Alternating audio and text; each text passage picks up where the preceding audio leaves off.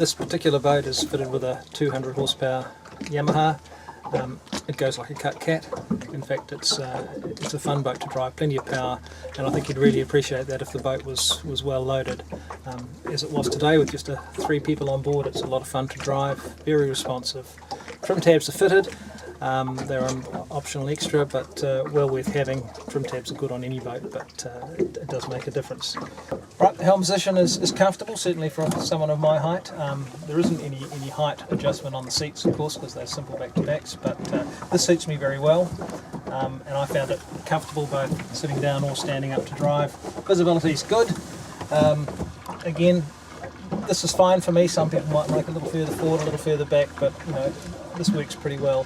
The throttle here, and everything else is pretty much within reach. You know, the VHF is tucked away a little bit, but then again, you don't use that all the time. Angle on the dash has been changed somewhat so that you can see the electronics more easily when you're standing in the cockpit. That's something that's very useful. If it's angled too much that way, it's hard to see when you're actually fishing in the cockpit. This is cool. Standard electronic Yamaha gauges, lots of information. On this particular boat, they fitted the GPS Map 750S. It's a Garmin product, GPS plotter sounder combination unit.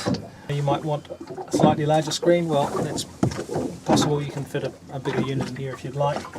As has been true of every Tristram that I've ever been aboard, this boat is beautifully finished. The detailing is excellent. There's no loose bits of anything anywhere.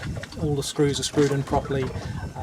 You know, it's properly made, properly finished. It's not left the factory without having a proper quality control.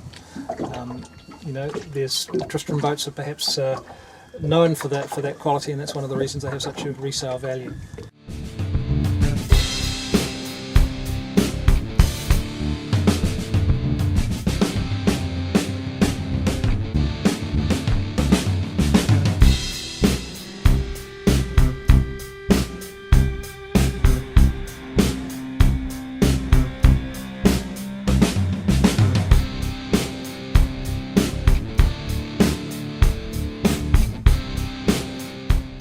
Right up in the fore cabin of the 641 Offshore, nice wide open bulkhead here, makes it easy to get in and out.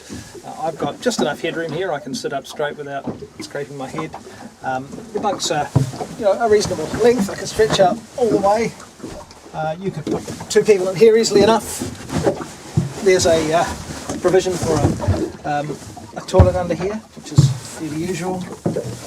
Nicely moulded in, fits in that slot very nicely. Nice wide side pockets, some narrow side windows, and a large hatch. Good access through the hatch, access to the anchor locker here. Again, nicely engineered, nice and tidy.